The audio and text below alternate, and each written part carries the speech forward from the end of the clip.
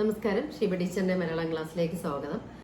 നമുക്കിന്ന് പഠിക്കാനുള്ളത് BCom second സെമിസ്റ്ററിലെ നീരു കോരുക എന്ന വി മധുസൂദന സാറിന്റെ കവിതയാണ്. അപ്പൊ ഇത് വെള്ളം, നീര് അല്ലെ, അതിന് വലിയ പ്രാധാന്യമുള്ള, നമുക്കറിയാമല്ലോ, അമൃതിനേക്കാൾ പ്രാധാന്യമാണ് വെള്ളത്തിനുള്ളത്. വെള്ളം ഇല്ലെങ്കിൽ നമ്മുടെ ശരീരത്തിലെ പ്രവർത്തനങ്ങളെല്ലാം വളരെ മോശമായിട്ടായിരിക്കും നടക്കുക. അപ്പൊ നമുക്ക് ജീവൻ നിലനിർത്തുന്നതിന് ഏറ്റവും പ്രധാനമായ ഘടകങ്ങളിലൊന്നാണ് വെള്ളം.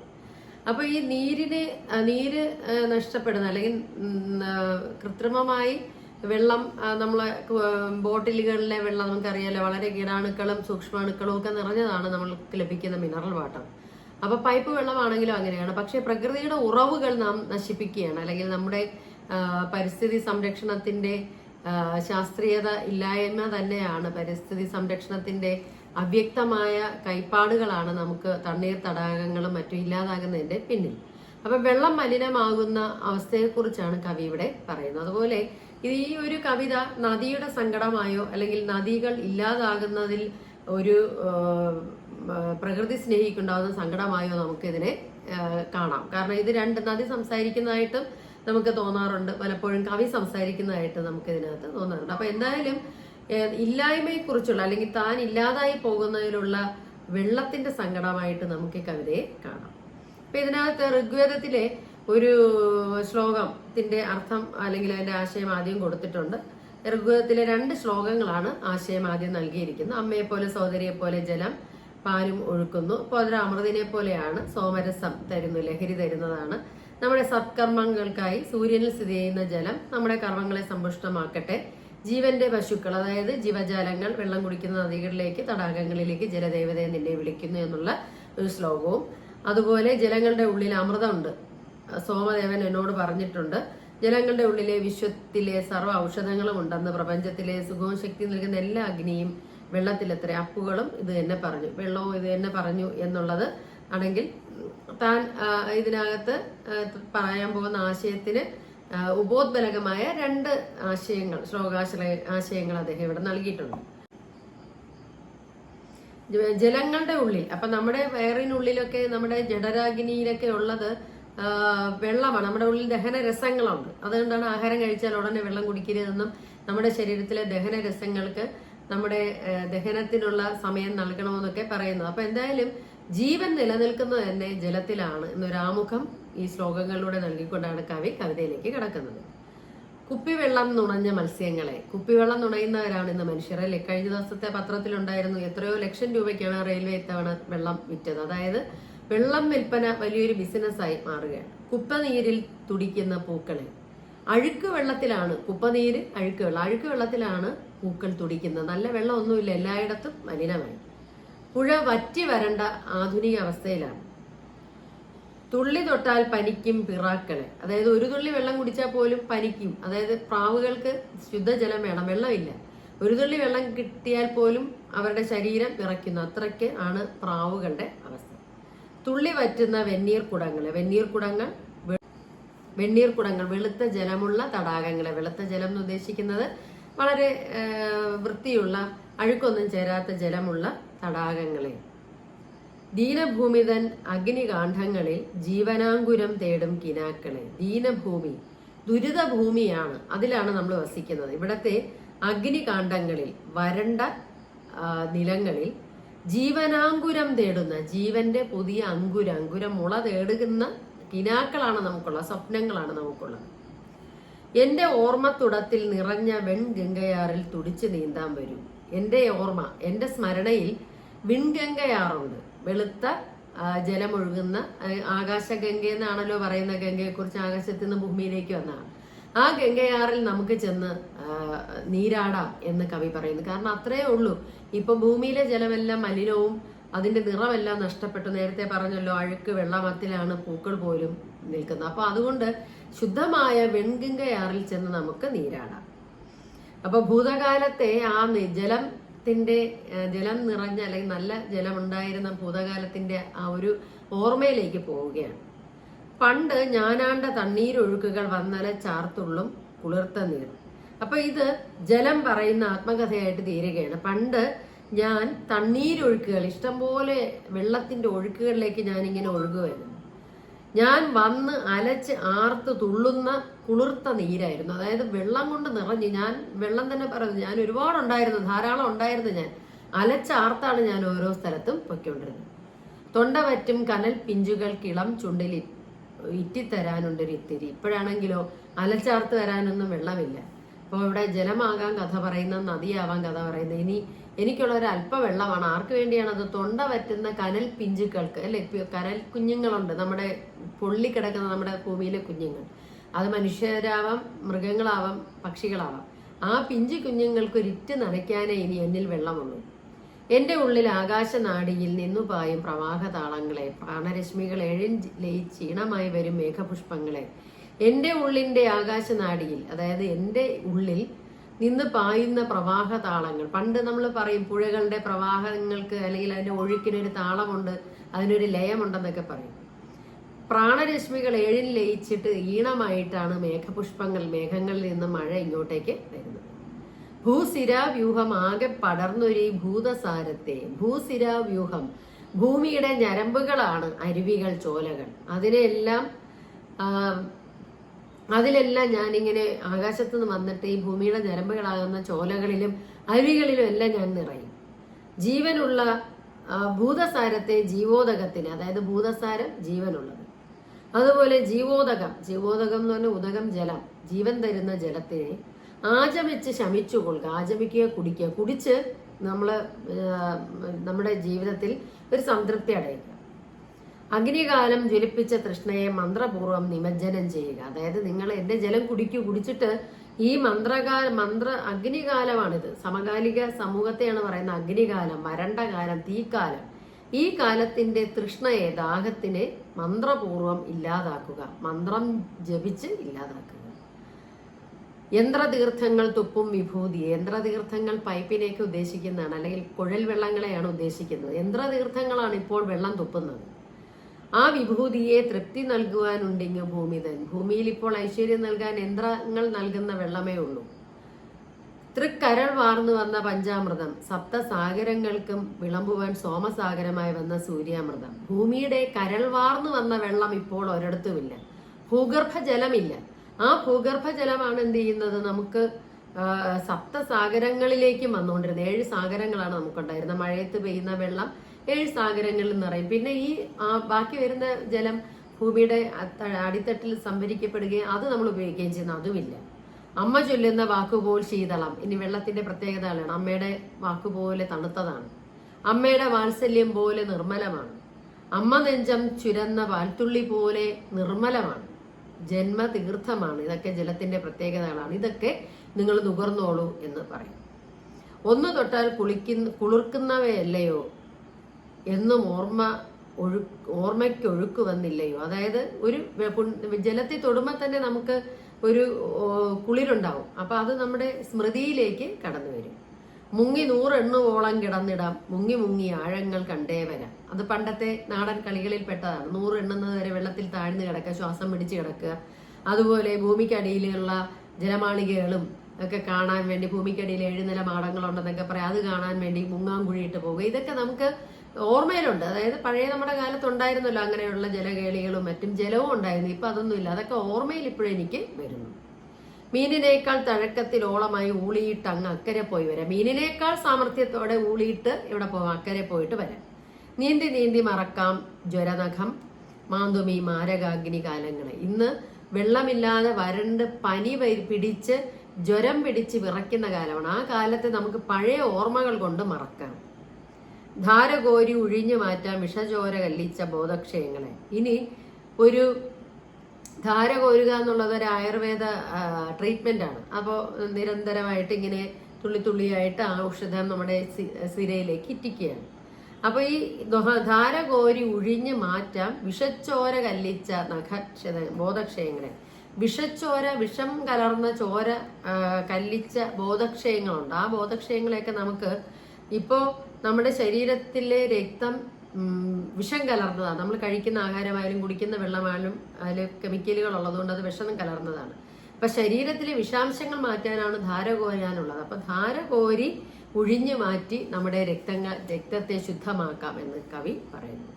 ഉള്ളിൽ ഔഷധക്കൂട്ട് ചാലിച്ചൊരി വെള്ളമല്ലോ നമുക്ക് സഞ്ജീവനം. അതായത് പണ്ട് കാട്ടിൽ നിന്നൊക്കെ വരുന്ന വെള്ളത്തിനെ കുറിച്ച് ഇപ്പോഴും പറയുന്നത് എന്താണ്, അവിടുത്തെ ആ വേരുകളിൽ ഒരുപാട് ഔഷധ മൂല്യങ്ങളുണ്ട്. അതുമായിട്ട് ചേർന്ന് വരുന്നത് കൊണ്ട് തന്നെ ആ വെള്ളത്തിന് നമ്മുടെ രോഗങ്ങൾ അകറ്റാനുള്ള കഴിവുണ്ട്. പക്ഷെ നമുക്കാണെങ്കിലോ കുപ്പിവെള്ളങ്ങളിലാണ് താല്പര്യം. അന്തരാഗ്നി അടങ്ങിക്കിടക്കും ഈ സ്വന്തം നീരെ നമുക്ക് അതിജീവനം. നമ്മുടെ അന്തരാഗ്നി, നമ്മൾ കുടിക്കുന്ന വെള്ളമാണ് ദഹനരസങ്ങളിലേക്ക് കിടക്കുന്നത്. അപ്പൊ അതാണ് നമുക്ക് അതിജീവനത്തിന് കാരണമായി മാറുന്നത്. വെള്ളമൊക്കെയും വെള്ളമാണെങ്കിലും മായാ വെള്ളം കുടിക്കണോ ജീവികൾ? അത് ഇമ്പോർട്ടന്റ് ആണ്, അത് ചോദിക്കും പരീക്ഷയ്ക്ക്. വെള്ളമൊക്കെ വെള്ളമാണ്, പക്ഷെ മായാ വെള്ളം എന്തിനാണ് കുടിക്കുന്നത്? അതല്ലേ മിനറൽ വാട്ടർ. പല മിനറൽസും കലർത്തിയെന്നും ശുദ്ധീകരിച്ചെന്നും പറഞ്ഞു തരുന്ന വെള്ളം എന്തിനാണ് കുടിക്കുന്നത്? പൊള്ള നീരിൽ പിറക്കുമോ മുത്തുകൾ, ചെളനീരിൽ ആർക്കുന്ന കൂത്താടികൾ. അപ്പൊ ജലജീവിയാണ് മുത്തുച്ചിപ്പി. അപ്പൊ അത് പൊള്ളയായ നീരിൽ ഒരിക്കലും മുത്തുച്ചിപ്പികൾ ഉണ്ടാവില്ല, ആ മുത്തുച്ചിപ്പികൾക്കുള്ളിൽ മുത്തുകളും ഉണ്ടാവില്ല. അതുപോലെ ചെള്ളനീര് അഴുക്ക് വെള്ളത്തിൽ എങ്ങനെയാണ് കൂത്താടികൾ മാത്രമല്ല അതിനകത്തുണ്ടാവൂ? അഴുക്ക് വെള്ളത്തിൽ എന്തെങ്കിലും നല്ല ഒരു ജീവി പിറക്കുമോ? അമ്മ തന്ന പുണ്യാഹം കലർത്തിയേ ഞങ്ങൾ വെള്ളം കുടിച്ചുള്ളൂ പണ്ട് നാൾ. ഇനിയും വീണ്ടും അമ്മയിലേക്ക് വരികയാണ്. അതായത് അമ്മ ഒരു ഗ്ലാസ് വെള്ളം എടുത്ത് തന്നാൽ അത് മന്ത്രം ചൊല്ലി തരുന്ന പോലെയാണ്, നമുക്കൊരു രോഗം ഉണ്ടാവില്ല. അമ്മ കാട്ടുമാറുണ്ട് ദുർനീരുകൾ, ദുർമൃതിക്കുള്ള വിത്തുകളാണ് മക്കളെ. അന്നേ അമ്മ പറയും, അത് അണ്ടർലൈൻ ചെയ്ത് തന്നെ പഠിക്കണം. ദുർനീരുകൾ, അഴുക്ക് വെള്ളം, ശുദ്ധമാക്കാത്ത വെള്ളം, അത് ദുർമൃതിക്കുള്ള, ദുർമരണത്തിനുള്ള വിത്താണ് മക്കളെ എന്ന് അമ്മ പണ്ട് പറയും. അകാല മരണം നിങ്ങൾക്കുണ്ടാക്കുന്നതാണ് ഈ വേണ്ടാത്ത വെള്ളം എന്ന് അമ്മ പറഞ്ഞതാണ് ഓർക്കുന്നത്. കള്ളമിട്ട തീത്തുള്ളി തൊടല്ലിത്, വഞ്ചന തേൻ വിഷം ചേർന്നതീ ജലം. ഈ പൈപ്പ് വെള്ളം അല്ലെങ്കിൽ ഈ കുപ്പിവെള്ളം തൊടരുത്. വഞ്ചന തേൻ വിഷം ചേർന്നതാണ് ഈ ജലം. കള്ളമിട്ട തീത്തുള്ളിയാണ്, തീയുടെ തുള്ളിയാണ് ഈ ജലം. അത് തൊടരുത്. ധാർമ്മികത നഷ്ടപ്പെട്ട മനുഷ്യൻ തരുന്നതാണ്, ഇതൊന്നും തൊടരുത്. ആർത്തി കീടങ്ങൾ ആർക്കുന്ന നീരത്. ആർത്തി കൊണ്ടാണ് ഈ വെള്ളം ബിസിനസ് അല്ലെ. എവിടെയാണോ വെള്ളം കുറച്ചുള്ളത് അതിന് പൈപ്പിൽ ഉള്ള വെള്ളമാണെങ്കിൽ ഏത് വെള്ളമാണെങ്കിലും അതിന് ശുദ്ധീകരിച്ചോ ശുദ്ധീകരിക്കാതെയോ മനുഷ്യന് കൊടുത്ത് പണം വാങ്ങുന്ന ആർത്തി നീരാണിത്. പ്രേതമീ ജലം, ഈ ജലത്തിന് ജീവനില്ല, ഇത് പ്രേതമാണ്. പാതകമായി ഈ ജലം, പാതകം, തെറ്റാണ് ആ ജലം, കുറ്റമുള്ളതാണ്. പാപനീരാളി, ജലജീവിയാണ് നീരാളി. അങ്ങനെയുള്ള പാപനീരാളി പാർക്കുന്നതാണ് ആ ജലം, ജീവനില്ലാതാക്കും. നല്ല വെള്ളമാണ് ആകാശഗംഗയിൽ, നല്ല വാക്ക് വിശുദ്ധമാം വിശുദ്ധാത്മ ഗംഗയിൽ.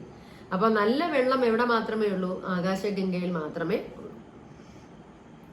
പാറയൂറ്റ് കൈകോട്ടി കുടിച്ച ഞാൻ. ഇനി പണ്ടത്തെ തന്നെ കുറിച്ച് കവി പറയുകയാണ്. അതായത് അതാണ് ഞാൻ പറഞ്ഞത്, ഈ കവിതയിൽ ചിലയിടത്ത് വെള്ളത്തിന്റെ ആത്മകഥയായിട്ട് ഇത് മാറുന്നു, ചിലയിടത്ത് കവിയുടെ വാക്കുകളായിട്ട് മാറുന്നു.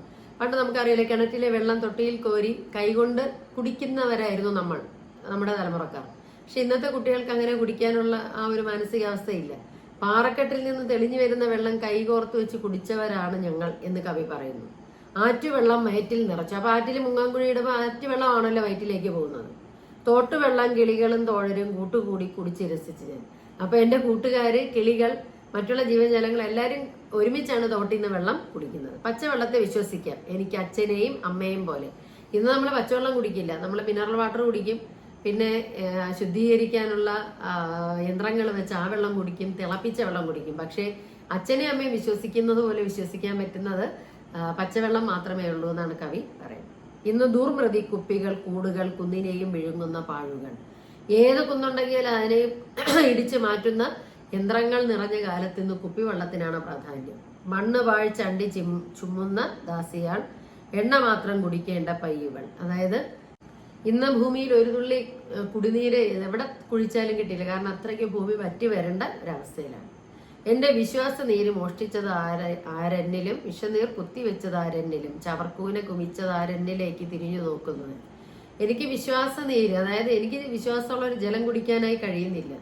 എന്റെ ഉള്ളിലേക്ക് ഈ മിനറൽ വാട്ടറിന്റെ അല്ലെങ്കിൽ കുപ്പിവെള്ളത്തിന്റെ വിഷമാണ് എനിക്ക് തരുന്നത്. അതുപോലെ എവിടെ ചെന്ന് നോക്കിയാലും നമ്മൾ കാണുന്ന പ്രകൃതിയിൽ ചവറിന്റെ കൂമ്പാരം കൂടിക്കിടക്കുന്നതാണ്. ഞാൻ എന്നിലേക്ക് തന്നെ നോക്കുകയാണ്, ഞാനാണോ ഇതൊക്കെ ചെയ്യുന്നതെന്ന് നോക്കുന്നു. ദാഹമുണ്ടോ കിടാങ്ങളെ, പൊള്ളും ഈ ദേഹമൊക്കെ കരിഞ്ഞു കഴിഞ്ഞു പോകും. നിങ്ങളുടെ ദേഹമൊക്കെ കരിഞ്ഞോ? നിങ്ങൾ കളിക്കുകയല്ലേ, നിങ്ങൾക്ക് ദാഹമില്ലേ? വെന്ത മണ്ണിന്റെ ഉള്ളിലെ കണ്ണുനീർ ഗ്രന്ഥിയും വറ്റി വരണ്ടുപോയി, എപ്പോഴും വിണ്ടുപോയി. അതായത് മണ്ണ് എപ്പോഴും ഗർഭപാത്രത്തിൽ കുഞ്ഞിനെ പേറുന്നത് പോലെ ഭൂമി അവളുടെ ഗർഭപാത്രത്തിൽ ജലത്തെ പേറുന്നവളാണ്. അതാണ് ഭൂഗർഭജലം. അങ്ങനെയുള്ള മണ്ണിന്റെ ഉള്ളിലെ കണ്ണീർ ഗ്രന്ഥികളൊക്കെ വറ്റിപ്പോയി. എന്ത് ചെയ്യാം, നമുക്ക് വെള്ളം തരാൻ ഭൂമിക്ക് കഴിയുന്നില്ല. ഗർഭപാത്രത്തിൽ ഇറ്റു നീരവൻ രക്തനാളിയിൽ താളം നിലച്ചവൾ. അപ്പം നമ്മുടെ ഭൂമിയുടെ ഗർഭപാത്രത്തിൽ ഇറ്റു നീര് പോലുമില്ല. അവളുടെ രക്തനാളി എന്ന് പറയുന്നത് നമ്മുടെ നദികളാണ്, അല്ലെങ്കിൽ ചോലകളാണ്. അതിലെല്ലാം നീര് നിലച്ചു. കൃത്രിമ കുഴൽത്തുള്ളിയിൽ തീവിഷം തൊട്ടു തൊട്ട് ചാകാതെ വിറപ്പവൾ. നമുക്കറിയാലോ, പൈപ്പ് ബോർവെല്ലുണ്ട്, അതായത് കുഴൽക്കിണർ. അപ്പൊ കുഴൽക്കിണറാകുമ്പോൾ ഭൂമിയുടെ അതോ ഭാഗങ്ങളിലുള്ള വെള്ളമാണ് വരുന്നത്. അതിൽ പലപ്പോഴും നമുക്ക് വേണ്ടാത്ത മൂലകങ്ങളും ഒക്കെ കലർന്നിരിക്കുന്നു എന്ന് പറയുന്നത്. അതിനകത്ത് കെമിക്കലിന്റെ കണ്ടന്റ് കൂടുതലാണ്. ആ വെള്ളമാണ്, കൃത്രിമമായ തീത്തുള്ളിയാണ് ഇപ്പോൾ അവൾ തരുന്നത്. ചോര വറ്റിയിരിക്കാം ആ കാമധേനുവ കൂറുവെച്ച് വിൽക്കുന്നു കശാപ്പുകാർ. ചോര വറ്റിയ കാമധേനുവാണ് ഇന്നത്തെ ഭൂമി. ആ ഭൂമിയെ പോലും കൂറുവെച്ച് വിൽക്കുകയാണ് കശാപ്പുകാർ. ചിന്തിയിട്ട മുലക്കാമ്പ് പാലിനായി ചൂഴ്തു നോക്കുന്നു പിന്നെയും പിന്നെയും. വെള്ളമില്ല.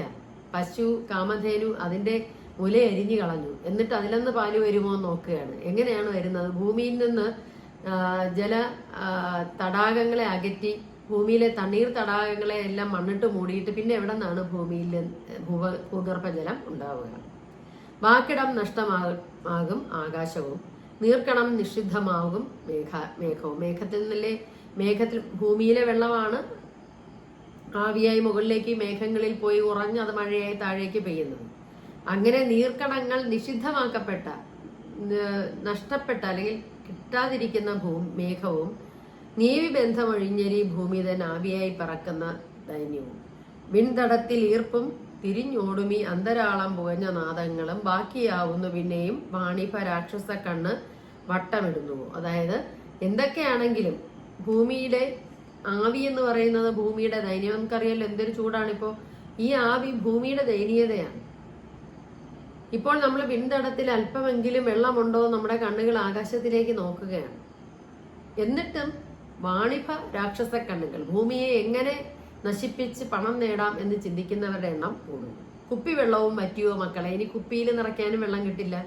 കുപ്പിനീരും എരിഞ്ഞുവോ മക്കളെ, കുപ്പിനീര് നീർന്നോ മക്കളെ, ഉള്ളിലെ തുള്ളിയിൽ തൊട്ടു നോക്കുക ഉണ്ടതിനുള്ളിൽ പറ്റ പഴങ്കിണർ. നമ്മുടെ ഉള്ളിന്റെ ഉള്ളിലുള്ള മനസാക്ഷിയുടെ അകത്ത് നമ്മൾ ചോദിക്കുക, നമ്മൾ ഈ ഭൂമിയെ നശിപ്പിക്കുന്നത് കൊണ്ടല്ലേ നമുക്ക് കുടിക്കാനുള്ള വെള്ളം കിട്ടാത്തതെന്ന്. ആ കിണറിന്റെ ആഴത്തിൽ നോക്കിയാൽ അന്തമില്ലാത്ത വിശ്വപ്പെരുങ്കടൽ. നമ്മുടെ മനസാക്ഷിയിലേക്ക് തിരിഞ്ഞു നോക്കാം, നമ്മുടെ ഉള്ളിലേക്ക്, നമ്മുടെ ബോധത്തിലേക്ക്, അഹംബോധത്തിലേക്ക് നോക്കുക. ഭൂമിയെ നശിപ്പിക്കുന്ന, വരുന്ന തലമുറയ്ക്ക് ഒരു തുള്ളി ജലം പോലും കൊടുക്കാത്ത അല്ലെങ്കിൽ അതുപോലെ നശിപ്പിക്കുന്ന ഒരു തലമുറയായിട്ട് നമ്മളിങ്ങനെ തുടരണോ എന്ന് നമ്മുടെ മനസാക്ഷിയോട് ചോദിക്കുക.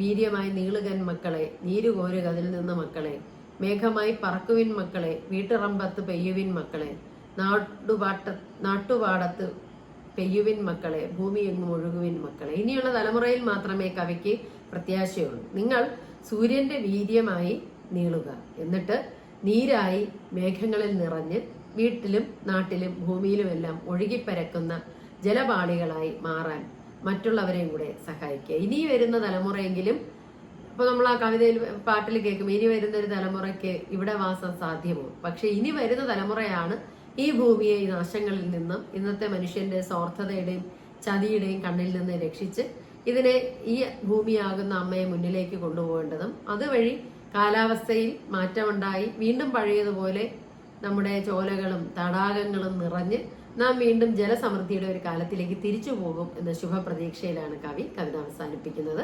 കവിതാഭാഗം വായിക്കുക, പാഠഭാഗം കേൾക്കുക. നിങ്ങൾക്ക് ഈ സമകാലിക പ്രശ്നങ്ങളുമായൊക്കെ ബന്ധപ്പെടുത്തി വരൾച്ചയുമായിട്ടും നമുക്ക് ഏറ്റവും പറ്റിയിരിക്കുന്ന ബുദ്ധിമുട്ട്, നമുക്ക് ഏറ്റവും ജലസമൃദ്ധമാണ് കേരളം. 44 നദികളും ഉപനദികളുമുള്ള സംസ്ഥാനമാണ്. പക്ഷേ ജലസംരക്ഷണം എന്നുള്ള നമ്മുടെ നിഘണ്ടുവിലെ ഒരു പദം മാത്രമായിട്ട് തുടരുമ്പോൾ എങ്ങനെയാണ് മഴക്കുഴികൾ ഒരുക്കിയും മറ്റും നമുക്ക് ജലം സംരക്ഷിക്കാൻ കഴിയുക എന്നുള്ളൊരു ചിന്തയിൽ കൂടെ നമ്മളെ കൊണ്ടുപോകാൻ ഈ പാഠം സഹായിക്കും. അടുത്ത ക്ലാസ്സിൽ കാണുന്ന ഒരു സ്നേഹത്തോടെ ഷീമ ടീച്ചർ.